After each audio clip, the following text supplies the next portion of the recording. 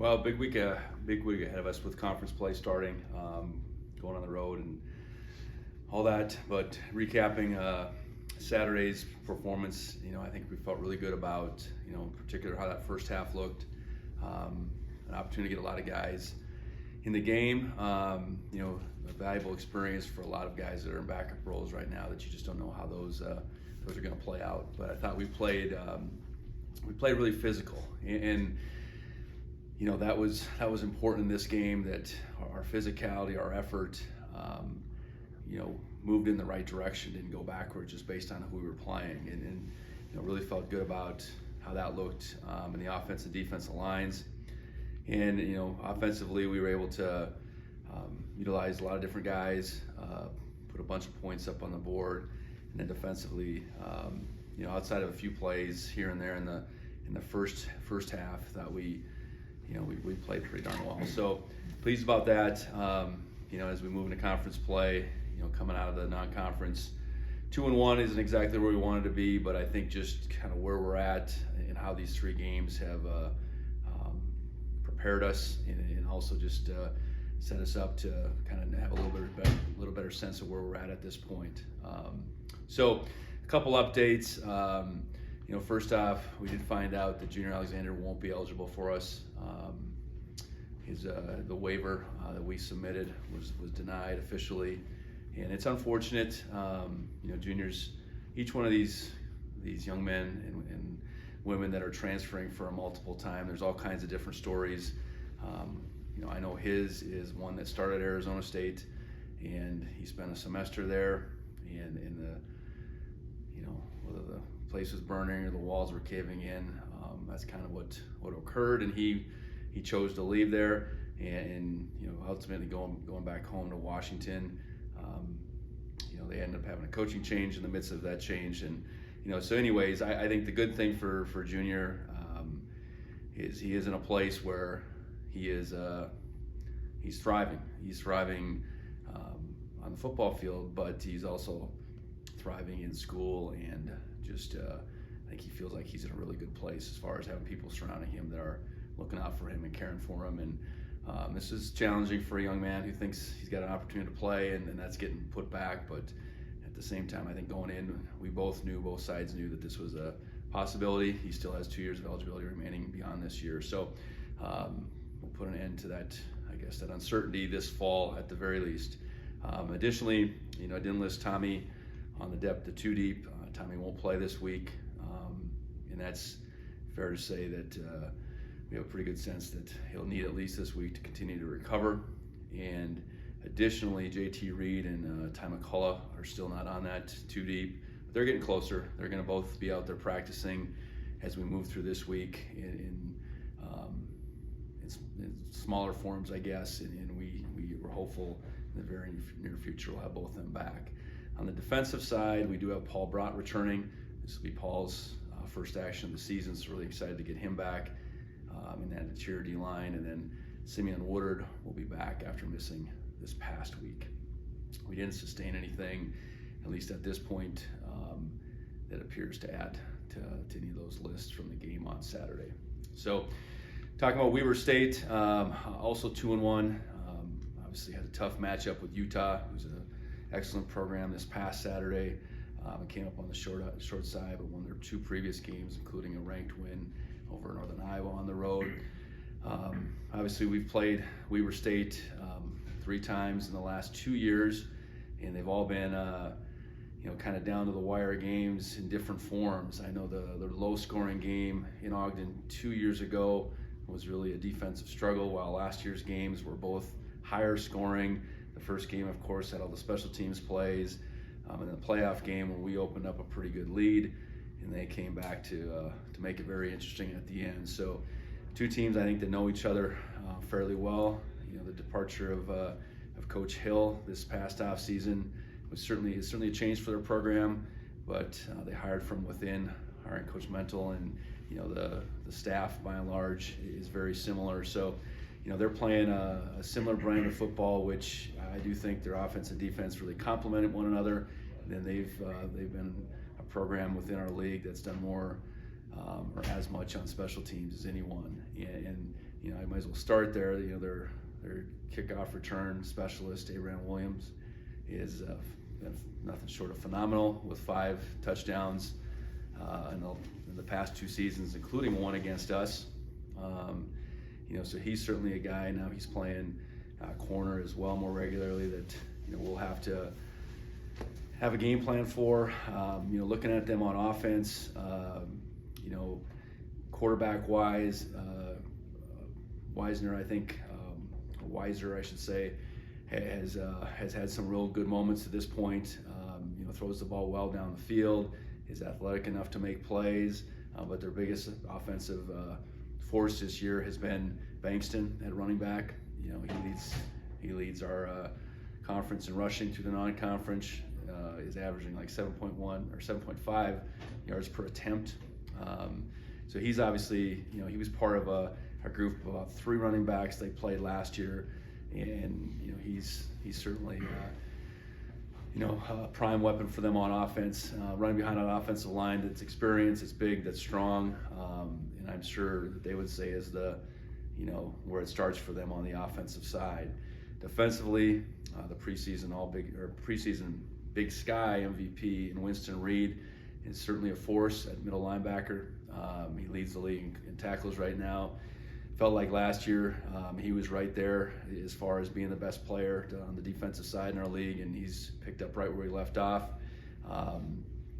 They're really attacking with him more, so I think he also leads the league in TFLs at this point as well.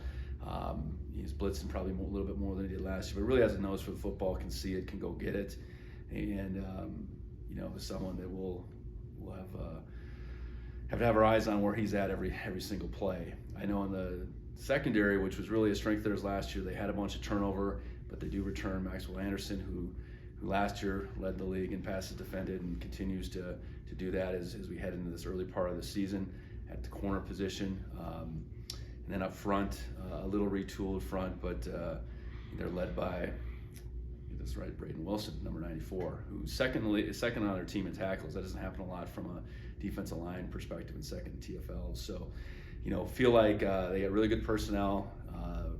They play the game the right way. They're physical. They have big play capability. They try to make a difference in the special teams. So, we'll definitely have our hands full come Saturday night. So with that, I'll open it up.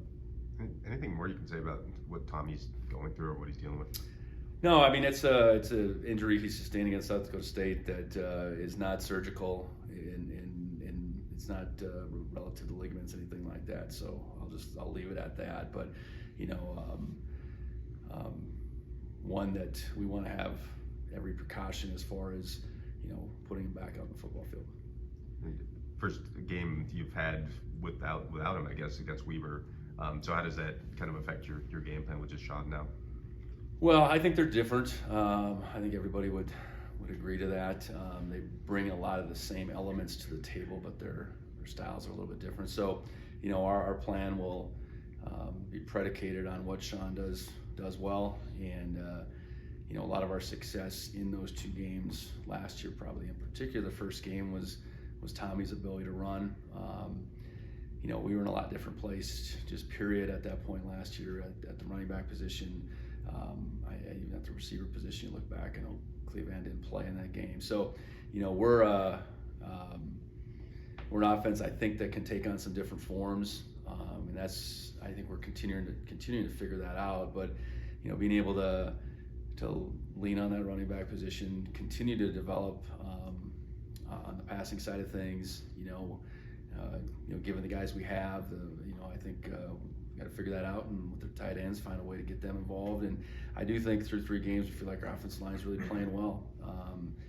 And that's still something that is going to be our foundation. So, game plan predicated around what Sean does the best, and we'll go from there. I guess speaking of game plan, I think this is your guys' 3rd meeting in like 11 games or something like that. I guess how does that familiarity and I guess will affect game prep, and I guess just kind of anything to take away from those 2 games? Yeah, no, I think you definitely look at those 2 games, and I think you'd even go back to the one in 21. And personnel has changed on both sides to some degree. Styles maybe have changed a little bit. I know Coach Mennel wasn't there in 21 on the offensive side for them. So yeah, I think you always, in these repeatable games, whether it's conference opponents or like the scenario we had with South Dakota State, you look at what went well in those games and you expect that opposing team to be looking for those same things. You try to play off of things that have gone well. You try to also look at, okay, how have we changed? How have we changed since December of last year in such a manner that really played our strengths as well. So, they're a good football program, though. I think that's the bottom line. It's not a deal where you gotta try to make up a level of respect. I mean, there's a lot of respect for what Weber has done and what they're capable of doing, and I know our guys know full well that this will be a challenge. And then with Caden now, last game, I was just curious if anything stood out on tape about Lavelle at that Nichols one. I think he continues to play consistently. Missed a couple tackles in that game, and I know that's we got to get that piece corrected. But I do know he's been flying around. I think he's playing with an amount of confidence that he didn't have maybe coming into this year. I think you get instilled confidence by put in the position that he's been put in, and then you start playing games and realize that you can do it. And I think that's kind of where Lavelle is at right now. We're counting on him.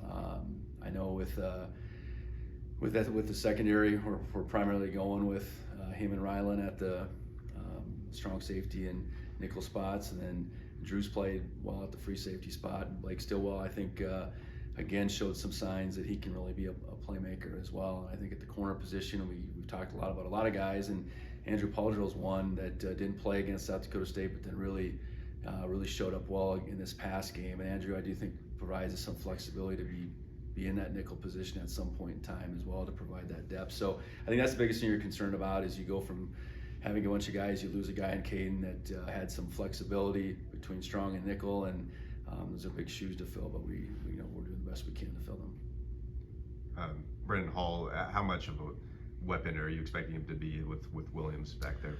Well, I think I'm counting on that to be a big deal now. What you can't account for is any kind of wind. Right now it looks to be a nice day down in Ogden. But Brendan's ability to put the ball deep into the end zone, if not through the end zone, can negate a return game. At the same time, we got to be ready to cover. We've covered one all season, and we didn't cover it real well against Stetson. So, yeah, his ability to put it out, but then also just the ball placement. He has to be on point, both kicking and punting. On the punt side, they returned a punt against us last year as well. So, it's a situation where he's going to play a critical role in our success. And then along the same lines, Casey kicking 2 field goals on Saturday, just how cool was that for you? Yeah, it was good. That first game, I kind of had some intention to get him in there on an extra point in the fourth quarter, and we scored quick, and I didn't get him in there. So I said, if we get in position, you'll take all the kicks in the fourth quarter, the place kicks, and just so happened to create 2 field goals for him. And Casey's shown a lot of improvement in his time here. I think we felt really good with him out of the spring. It just became a changing dynamics, bringing Brendan in, and I think Casey proved on Saturday that he'd be more than capable to go in there and place kick for us. So that was good to get him that experience, because you never know what's going to happen moving forward. I know you mentioned Drew earlier, but I guess what have you thought of his transition from corner to free safety, I guess, so far this season? Yeah, I think we've found the appropriate place for him. I know in recruiting him with his length and his speed, I think safety was a strong possibility. We played him at corner the first year more than necessity, but I do think he's found a home, and his ability to cover kind of sideline to sideline on the back end when he's playing the middle third is one thing. His ability to blitz, he's had a couple of impressive blitzes in the last few games, and then he's got the ability with that corner background to cover a little bit too. So I think he's continuing to find his footing. By no means has he been perfect, but he's played really hard, and I do think he's made a difference here these first 3 games. Anything else in the room? Coulter, do you have anything? Yeah, sure. I have a couple for you, Coach. First of all, you saw this quarterback in the game when they were in Bozeman last year. Have you seen him improve? And I mean, how would you evaluate this the wiser kid at quarterback at Weber State? Yeah, he's probably still finding his way. I think he's a very he's a capable runner. They haven't run him a whole lot. I can't even think of the guy they were playing last year. He was probably more of a runner, whatever his name was. But I think in Weiser, I think they got a little bit more of a deep down the field passing threat. He's been able to throw a couple deep balls this year on target. I know he did come in and play against us last year, and I want to say had some success. I know in separating those two games, it's hard sometimes. I think it was the second game, but I think he's still probably trying to find his footing, and they're throwing to a bunch of guys. I know they lost a real good receiver in McPherson last year, a good tight end, but so their targets right now are spread amongst a bunch of guys. I think they got a handful of guys that have 5 and 6 catches, but they got some quality receivers at any rate, and that Utah outfit, that's a tough one to measure. I think anybody's going to struggle against them, and we got to expect his best, because I know he's a capable thrower for sure, and he's athletic enough to make plays with his feet. Going down there in Stewart Stadium, I mean, that's been a hard place to win over the years for Montana State. I mean, you guys won there the last time you were there, so is there something translatable there? Is there anything you can carry over? I know it's a couple of years ago, but anything you kind of learned from that trip that you can take this weekend? Yeah, that's all most of us know is that one trip. In looking back at history, it doesn't do us much good. I know you places that you've been to. I think there's a familiarity, at least, with what the surroundings are all about. I know they've had some renovations this past year. I know they can get some really good crowds that can be a factor as well. So I think anytime you go on the road, you try to keep things as simple as you can, but having familiarity with your surroundings. I think at least there's not that curiosity as you go through the week for a lot of your guys of what this place is going to look like, what it's going to feel like, all that. I know we played on a Friday evening back in 21. This will be on a nice Saturday evening. So expect a great college atmosphere, and we're playing a good team. I think that's probably been the biggest thing over the years, is that Weber's had some good teams down there, and they've been the difficult thing to beat more than maybe the stadium. Defensively, Coach Hill was always so known for his acumen in the secondary, being a secondary guy, and they've always been so good on the back end. Do you still see that? And do they do anything different coverage-wise, or is it pretty similar to what you've seen in the past? It's pretty similar. I know, good or bad, a couple of those guys are with him at BYU that were on last year's team, so that's probably good for us, I suppose. But they've had really skilled. I think that's one thing, and coached up well, willing to play a whole bunch of man-to-man if need be, and really mix it up, with the front seven to be able to give you a bunch of different looks and create havoc. And I know right now, I'm sure it's to try to get Winston Reed as freed up as they possibly can, because if he's got an opportunity to tackle the football, he's going to. I think similar as far as what they're doing schematically, and even though they lost some real good players in the back end, you can see their replacements have done really well to this point. When you think back to the matchup that was in Bozeman during the regular season last year, what do you remember about? I mean, that was one of the craziest games I've ever covered in my entire career. What do you remember about that afternoon? Well, just even watching it, yesterday, you kind of forget a little bit just the flow and how crazy it was. We had some early success, and then it was like a tidal wave, and we were down a bunch of points in a hurry. That was primarily because of the 2 return touchdowns, but we had done some things offensively to that point, and didn't have a ton of points to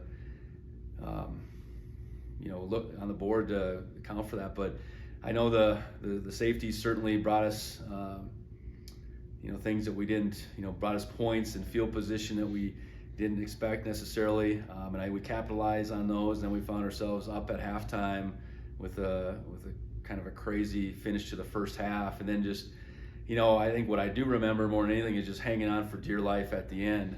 I forgot that they'd cut it to 5 even. You kind of get those 2 games. We were able to finish the game on offense in the playoff game, but we weren't on defense or on offense. We went for it on a 4th and 1, and we didn't get it. That would have extended the lead, made it a little harder on them. The lead stayed 11, and they get the touchdown. Yeah, so crazy game.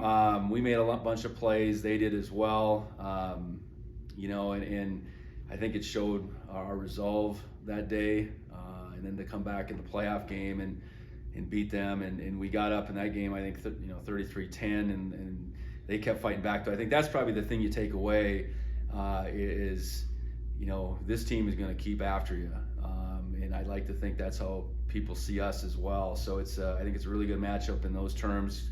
Two teams that have won a lot of football games over in recent history, and we gotta play real well to get a W this coming Saturday.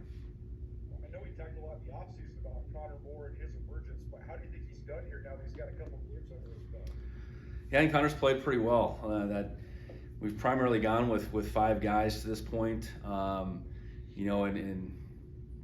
Connor was a key component to, I guess, some of the moves we made, and he's played well. He doesn't look like a freshman out there. I think it helped that he did get some playing time under his belt as a true freshman last year. But he's incredibly athletic for his size. He's very intelligent, and it means a lot to him. I think he loves the game of football. I feel really good about how he's plugged in, and then moving Rush to guard, I think has been a good move for our team and for Rush. So those 2 playing on that left side, I feel really good about that. And then Omar and Marcus on the other side have played really well too. Is there anything different about the mentality that it takes to get into conference play? I mean, what do you think of his starting conference play in general? Well, they're all still one at a time. They all count as one.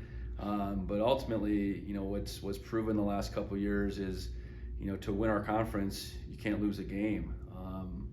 And whether that's going to repeat itself this year, I don't know. But, that's what starts for us here on Saturday. And there's a lot of teams, I believe, that are capable of, doing big things this year. A lot of universities that are invested right now in football, and that's a good thing for our league. A lot of teams right now that are in the top 25, a lot of teams that are worthy of that, did pretty well in the non-conference. So, I think your intensity, while always needing to be at a fever pitch, really needs to be at these games. And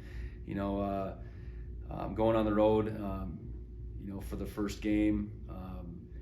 I know last year we had a struggle win that first non-conference game in Eastern Washington, but we found a way, and that's really what it's got to be about, finding a way. And that's the team that can do that more times than anyone else is going to find itself at the top, and that's what we aim to do. And last one for me, I wanted to ask about Drew Polidor. Seems like he's really made the transition pretty seamlessly to free safety. Also, a fun note, he told me he's known David Bankston since 5th grade, so that's pretty cool. But what do you think of just what he's brought to the back end of your defense? I think he's allowed us to do a few more things with that position, and that's we have within our defense, the flexibility to do different things, coverage-wise and blitzing-wise, based on the abilities really of our nickel, our free, and our strong. And while the last couple of years with the combination we had with Jeff Manning playing free for the most part, Ty Akata playing nickel, and we had a couple different strong safeties through that, it might have looked a little different. I know with Drew at free, I think we can do more with that position, and that's a credit to his ability more than it is anything about Jeff. We tried to play to Jeff's strength the best we could, and we're trying to do the same with Drew. And it just so happens that I suppose maybe his skills are more wide-ranging, and that'll continue to have to prove out over time. I mean, he's played 3 games and he's done some, I think, impactful things in these 3 games. But ask me what I think maybe a couple months down the road. But I do think we're on the right track with Drew and his ability to really be really impact games at that spot. And we got to continue to find ways to put him in a position to do so.